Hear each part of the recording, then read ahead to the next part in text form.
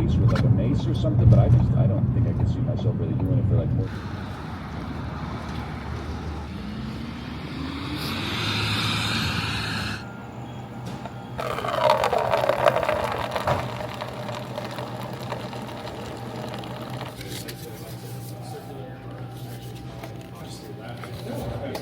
Open the. Yeah, I'm opening the trunk so that you can see. They would have never believed you. Hey, buddy. How's it in there, bro? Stay warm. Little bro. Sheltered. Yeah, it's warm. Warm. Oh, bro, stay Oh, Dude's got the. dude, you got the. Are those the good ones? I don't know. I expect you to see that hat, like in that hat, in top 16. Real quick. Who's riding with who? I'm riding with Jay, but I'm gonna move my car in after you guys.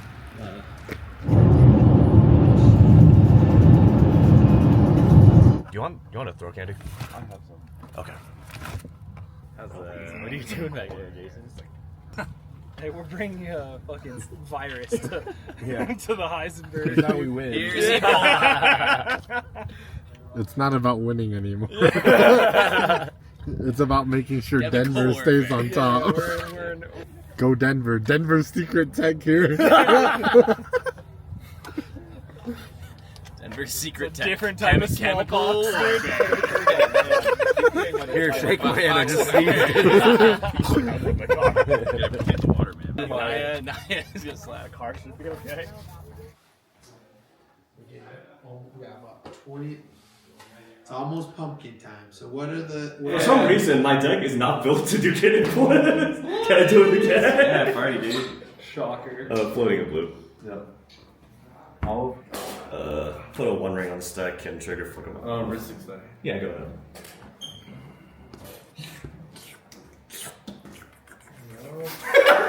He's recording. Give me the rundown. That's the stat. He's going through the stack to figure out what I'm to countering my own. We all have tides, and we all have flash enablers at this point. It's on me, though. I really appreciate that.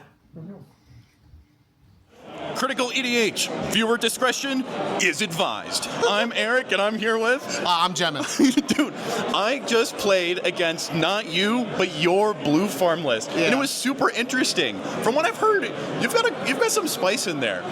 Over at CriticalEDH, we're always wondering how much do you try to like break the meta versus how much do you stick with those tried and true pieces. What are some things you put in your blue farm list that you would think of either like ways to angle shoot at Rock Thrash or just take out some of the bigger decks of your competition? So right now for me, the silver bullet that I developed is Curse Totem, right? Oh, yeah. Yeah. I don't know. I'm pretty sure you saw that last game, but Curse Totem stops all the TNT decks. It stops all the Kinnan decks. It does so much work for such little pieces. And the best part is it becomes so load-bearing against the opponents that people don't remove it. And I've actually played games where it's protected by other players because they realize that's the only thing keeping me alive right now. So what would you say to a player who's like, oh, if Curse Totem's good, then why don't I just put more stacks in my list? So I'm a big fan of the silver bullet, right? Sometimes you just need that one shot out of the revolver to get them, and that's kind of the key, right? Gotcha. Blue Farm is such a large list that we have to keep these cards in it. I'm roughly about 10 flex cards in Blue Farm right now. Okay, I nice. think those 10 flex cards is a Curse Totem and a couple others. Turning the gaze inwards, what are some silver bullet cards against Blue Farm? So we actually have a giant stacks player in our meta that he just constantly shuts us down. I would say that the one thing that shuts me down the most is you can only draw one card per turn. Oh, what's that one? I know what it is. The Eidolon of those Eidolons. Enchantment creatures. Hate them. Well, while we may hate Eidolons, we do love tournaments, and I hear that you guys have one brewing over where you guys are from. Tell me about it. We got a really spicy one. So top 4 is a foil Gaia's Cradle, LED, Mox Diamond, and I believe the last one LED. Oh, Grim Monolith. Yeah, we ran a couple of these before. Nice. Usually we snake draft dual lands, but I figured this time dual lands have had enough action. Let's get a foil Cradle in the valley. Yeah, dual lands. Who needs them? Exactly. When is it? Where is it? May 31st in Deer Valley Arizona. Okay. It's on Top Deck. The link's on Top Deck. It's ready to go. If you just look up Cradle to the Guild, Heck yeah. you'll find it on Top Deck. Are you guys affiliated with like a game store that has like a Discord if people want more information or if they're trying to like crash at people's places or stuff? Yeah, it's called Gamers Guild AZ. GUILD. No, sorry. Yeah, just regular guild. GAMERS. Gamers Guild AZ. Yeah, you can find us online everywhere. Yes. Well, hopefully we'll find you later in this tournament in the top 4, top 16, or in game. See you around, dude. Yeah, good luck. See you guys later. Bye. Critical EDH. In post, insert Andy Griffith whistling song. I am Eric, and I'm here with Dean Estrada. we just wrapped out round 5 of the Heisenberg. Energy seems pretty good. Talk to me how your day's been going. Honestly, it's been a pretty solid day. I mean, in terms of like how player mental state has been, I think everyone's been pretty positive, which is pretty nice yeah, it really compared seems to like like other tournaments that I've been to where it's been heavy feeling. Like you sit down and you're just like, I don't even know if I could talk to this person. Oh, absolutely. Like sometimes you like even before like round pairings are out, everyone's just kind of pissed already. You're just like, fuck. So like, yeah. So I know that you were at Fishbowl and then you kind of make the rounds of tournaments. Talk to me about why you think that is. Like, what do you think it is about this tournament or the direction the tournaments are heading in that's improving the overall quality of the player experience, at least emotionally and mentally? I think at the moment I think specifically for this tournament, I feel like a lot of people are part of the community and we all know each other as well. I think I feel for most of the pods, it's been people that I've either seen at previous tournaments, Nice. or people that I've known at locals or when I travel to like kind of a little bit of a further distance to play at smaller tournaments. Gotcha. So it's like the repertoire we all have with each other. Yeah. And I think that has kind of helped a lot. I've seen a lot of new players, and I think with at least a pod with someone knowing somebody else, like, makes it a little bit more comfortable to be like, I don't know anyone, but like, when you guys do, it's easy to kind of like start conversing. For sure. And a lot of people, in a sense, have been kind of more forward about like what direction they're playing in. It's like, if you ask them something, it doesn't seem like here, well, in my pod specifically, it hasn't felt like they were trying to kind of like indirectly lie with what kind of they're like trying to do. ride that line. Another thing that I know that they're doing here at Heisenberg is they've got a cap on overtime. I think that's something that we're starting to see a little bit more and more. What are your thoughts on that? Have you been in any games that have been forced to a draw because of overtime, or what's that been like? Not in this tournament. Previous tournaments that didn't have that hard 30-minute, I've totally been there. Yeah. And been in hours later. Brutal. And they suck. You kind of wish there was a hard cutoff. It's sometimes. awful, yeah. So, in my opinion of what I've like talked with other people, I think that the hard 30-minute cutoff might be something that is beneficial. I mean, some people might not see it as that at first, but I think now it's going to start forcing people to kind of at least try and close games out earlier. For sure. Because- CDH in general is a game that has so many different aspects, and there's something incredibly tangible about a 30-minute hard cutoff. Yeah. But kind of from what you're talking about, I know I at least have experienced a lot of intangibles. People's energy just seems to be higher. I think we've only had one pod go to 30 minutes. Yeah. And it almost felt as it was Logan. Oh, man. Yeah. Thanks. It almost felt as long as like the 90-minute round at like Snowy Summit or SCGCon, just because I know I've just felt this kind of like rhythm to the tournament that we're almost always playing or doing something, or it stops you from getting stuck in the mud and kind of like ruminating. Yeah. So I think overall, as players start getting used to the like 30-minute hard cutoff, it might shift the meta just enough for more decks to start closing off early and not rely on having every single engine that they possibly could have and wait to the last possible moment. Because with a 30-minute cutoff, it's like even if you're gonna hopefully win on top, you need to do it before things. And then last question for you: you're on Kinnan today, right? Yeah. You have the opportunity to give one piece of advice to every Kinnan viewer watching. What is it? Grip it and rip it.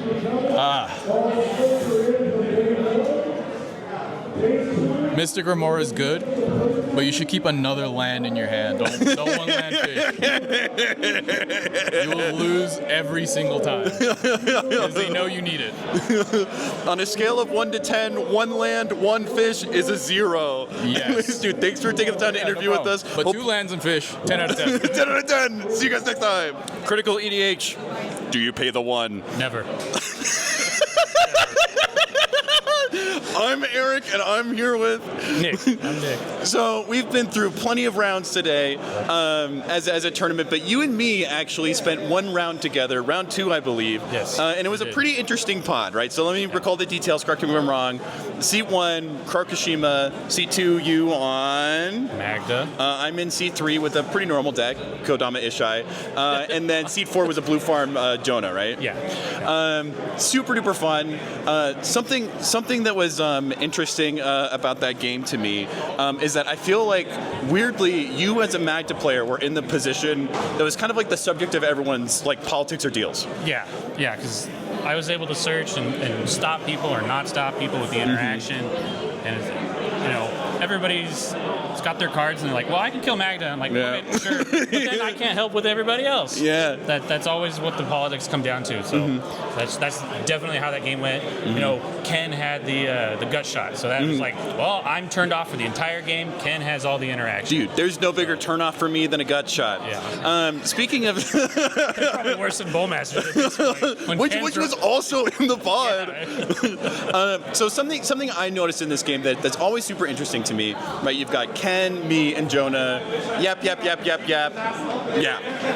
But then you're there, and you definitely have a seat at the table, and definitely part of the deals. But it seemed like you were really, really choosing your moments to jump in and make deals, or to like point out information. Let's say you're at a table, or you're talking to someone who's at a table, and they're like, "How do I know when it's my time to speak up?" What would you tell them? It depends on your personality. If you're a big talker and you like to talk, then you talk when you feel like it. If you're an introvert and you don't feel like talking, you pick your moments. Because you let the other people talk. They make their deals, and you see what's going on, and then you interject and be like, yeah, he's doing this, but he also is doing this. Ken, like, at one point was just going off, drawing shitloads of cards, and he was still trying to deflect. It's like, well, he's drawing a lot of cards, you guys need to see this. So if you can point out little things like that, that can change minds, for sure. Gotcha. And just to keep going on that subject, what are some other things that you often find pointing out really help yourself be heard? Just knowing a lot of combo lines for sure, or knowing like what's going on, keeping track of how many cards people have drawn helps a lot. So it's just knowing that certain people can go for certain things. Okay. Like you had your line with the Fairy Mastermind and double smothering time. If I didn't point that out, I think we lose right there. I was like this close to a win. Yeah, you were really close. And I wasn't stonewalling, but I wasn't giving a ton of information. Right. But you were just looking at my board, and you realized that like while 2 players were going to let a tutor through, you couldn't. And you were like, guys, it's Fairy Mastermind. And then they listened to you, and then it ended up in a draw. Yeah. Last question. Where are you at points-wise? Playing the last round tomorrow? Looking forward to the redemption event? I'm currently at 8 points. So 1, 1, and 3. Okay, so nice. I got a chance. We'll see. That's where I'm at. So either both of us will be in top 4, or we will cannibalize each other's position, and Logan gets in instead. I would love to see it. That'd be awesome. All right, see you guys around. You guys game winner. The board delay was crazy. We can see if we have any more. That board delay was unreal. The cheese is here. The cheese is here. Like I think it's from like I'm gonna be over here. Hello. They stopped rushing this dude. That's when I was like, oh,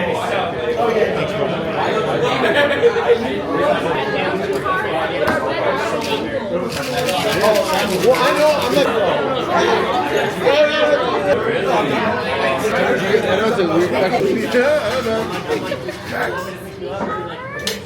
sometimes I wait for like a.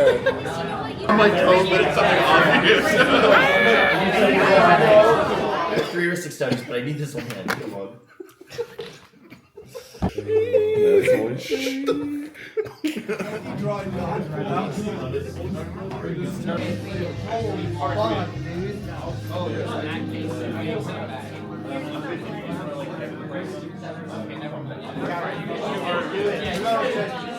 Waiting, does that make sense?